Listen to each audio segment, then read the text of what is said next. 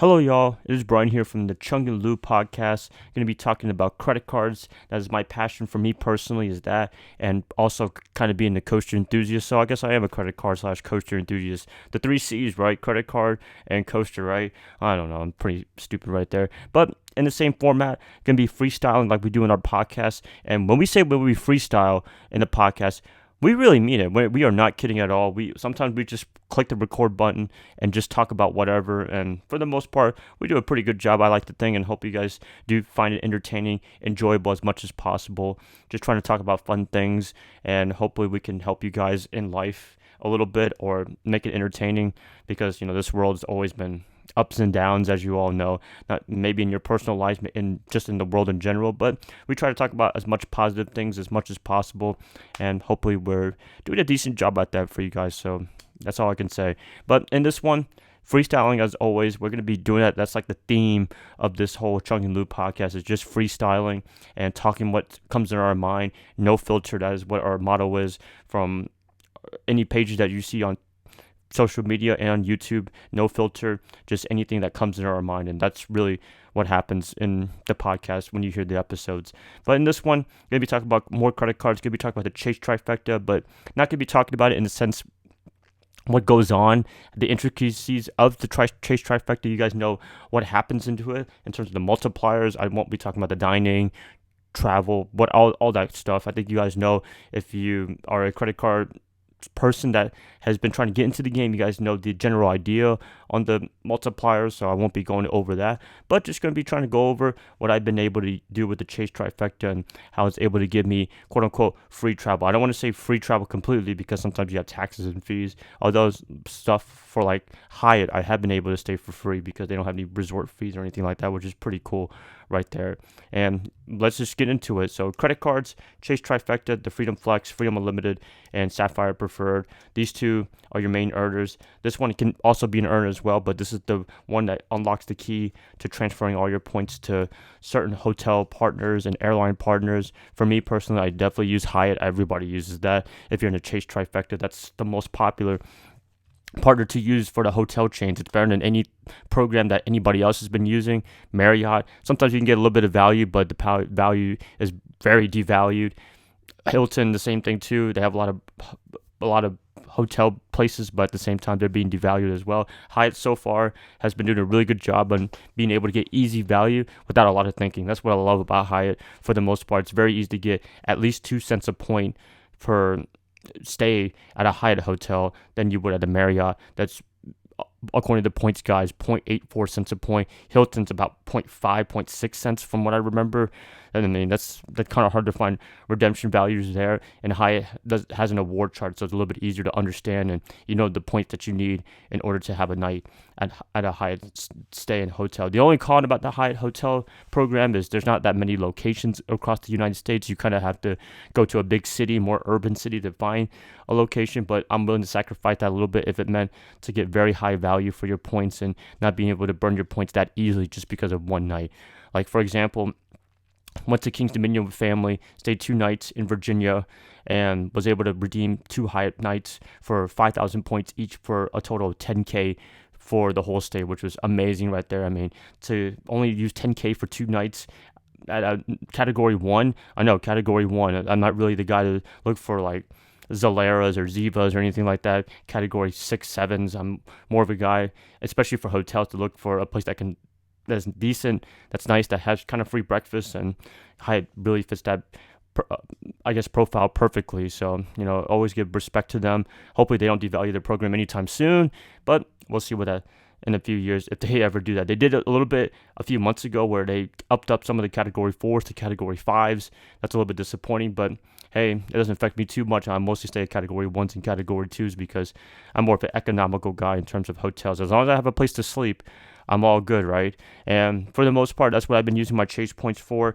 It's been pretty useful in the whole being able to stay at Hyatt hotel places. I haven't really been able to transfer to airline partners because I haven't really had to use them. United's not a hub in Charlotte. Southwest is also not a hub in Charlotte, although I do have the Southwest Priority credit card, which can become useful later on in the future. But for right now, both of them are not in my big list of transfer partners, although you can get some decent value from Southwest, although it's really fixed value. A lot of people don't like that, but at the same time, it's easy to get 1.4, 1.5 cents a point, which is a little bit more than just the 1 cent per point if you were to just cash your points out as cash back. United, they just devalued their program big time, so that's not the best transfer partner, but if you're using it to top up points, nothing wrong at all. Or if you want to just get a cheap one-way ticket like my dad did to California, not too bad at all. Not too bad at all. American Express, I could talk about that later on, but just right now sticking with Chase.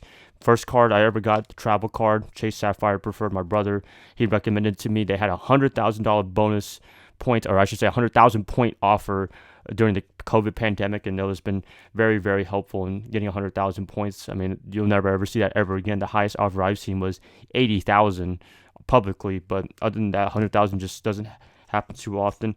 The Chase Freedom Unlimited, gosh, I hate Chase and their numbers right here. They're plastically numbers right there. You got to cover the whole thing up. But the Freedom Unlimited, one of my favorite cards of all time. 1.5 back on everything, in addition to 3x on dining. That's always cool right there. Though I wish it was 2x, but hey, 1.5 points for Chase, and Chase points are pretty valuable in my eyes. That's not too bad at all. I can respect that any day of the week, although one day I hope to make it to 2x anytime. And the Freedom Flex, pretty good category. It's been very useful for me this summer because I've been able to go to a lot of parks.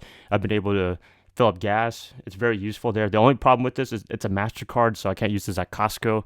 I do a lot of shopping there, but the Freedom Flex, other than that, very useful card. The Select Live Entertainment was actually more helpful than I thought. I thought when I saw that category, I was like, it's whatever, but I've been able to go to a lot of parks this year, particularly Kings Dominion and Fun Spot Orlando. I've been doing a decent amount of spend there, and to be able to get 5x back, that's amazing right there. I think that's a really good category. Hopefully they have something good for Q4 for the rest of the year. But yeah, Chase Trifecta, give it an A.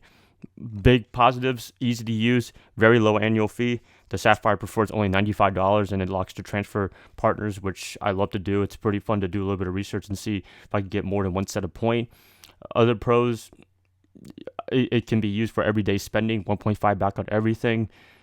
5% rotating categories, and dining if you're a big diner like me sometimes, it's always good there. The only big con I would say, overlapping categories. I think a lot of people have mentioned that. A lot of credit card enthusiasts, both the Freedom cards, they have 3x on dining and 3x on drugstores. I wish one of them would be like gas station. You swap out the drugstores for like gas station or Select Live Entertainment. That'd be pretty cool there, but I don't think Chase is going to be doing it anytime soon, so don't expect that. But it's still a great setup, and I think anybody should be adding this to their wallet anytime soon. So you can add the Freedom cards first, no annual fees, and then the Sapphire Preferred.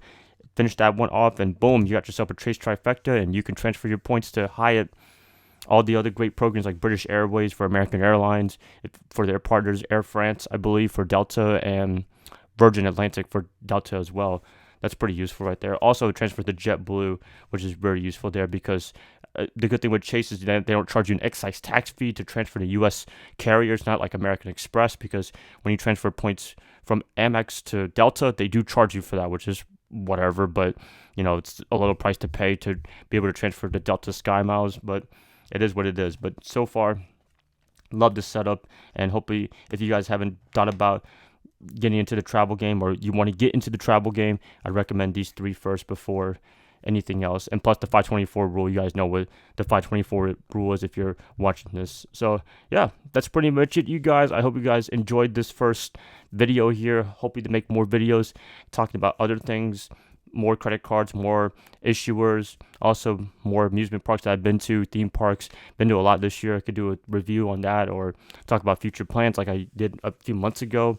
So it's a lot of exciting plans, and hopefully Lou, whenever he has a chance, he can upload something that he's passionate about, because I'd love to see if he has any videos out, and we'll love to have his input on stuff that he's very, very into in his life. That's it, guys. Thank you guys so much for listening to this, watching this, and I hope to catch you guys up later. We have a new podcast out recently, so we'll have a link in the description below. And yeah, you guys take care. Subscribe if you're new, and see you guys later. Bye, guys.